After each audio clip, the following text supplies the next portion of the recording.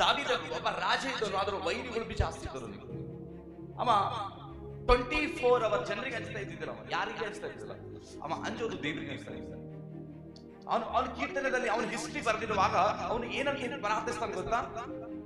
ದೇವರೇ, ನನ್ನ ಮೇಲೆ ನಿನ್ನ ದಯವನ್ನು ಯಾವತ್ತೂ ಬಿಟ್ಟು ಹೋಗಬಾರ್ದು. ಯಾಕೆ ಗೊತ್ತಾ? ನಿನ್ನ ದಯ ಇತ್ತಂದ್ರೆ ನಾನು ಎಲ್ಲಿಂದ ಬಚಾವಾಗ್ತೀನಿ. ಅದಕ್ಕೆ ದಾವೀದನಿಗೆ ಪವಿತ್ರಾತ್ಮ ಬಹಳ ಕಾಪಾಡ್ತಾವ. ಶತ್ರುಗಳ ಕೈಯಲ್ಲಿ ಕೊಡ್ಲಿಲ್ಲ ದೇವರಿಗೆ. ಯಾಕೆ ಗೊತ್ತಾ? ಅವನು ಪ್ರಾರ್ಥನೆ ಇತ್ತು, ನಾನು ಅದ್ರ ಚುಕಾಯಿಸ್ಬೇಕು, ನಾನು ನಿನ್ನ ಎದುರುಗಡೆ ಚುಕಾಯಿಸ್ಬೇಕು, ಶತ್ರುಗಳ ಕೈ ನಾವು ಒಪ್ಪಿಸ್ಬೇಡ.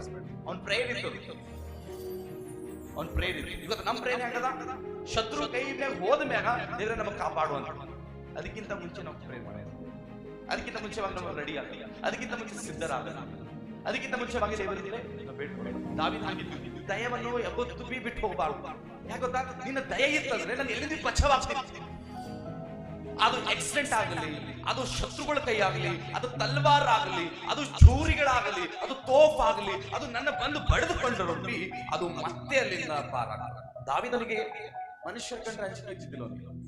ಮನುಷ್ಯರಿಗೆ ಕಣ್ಣು ಮುಚ್ಚಿ ಕಣ್ಣು ತೆಗೆಸ್ದಲ್ಲಿ ಅವನು ಕೊಲೆ ಮಾಡ್ತಾನೆ. ಅಷ್ಟು ಡೇಂಜರ್ ಹತ್ಯಾರವನ್ನಲ್ಲಿ ಅಷ್ಟು. ಆದ್ರೆ ಒಂದು ಸೀಕ್ರೆಟ್ ಕಮ್ಜೋರ್ ಏನಿತ್ತು ಗೊತ್ತಾ? ಅವನಿಗೆ ಗೊತ್ತಿತ್ತು, ಇವತ್ತು ನಾ ಏನು ಬಿ ಇದ್ದಿದ್ದೀನಿ ಆ ದೇವರಿಗೆ ಬೇಕು, ಮತ್ತೆ ನಾನು ಹೇಗಿರ್ಬೇಕು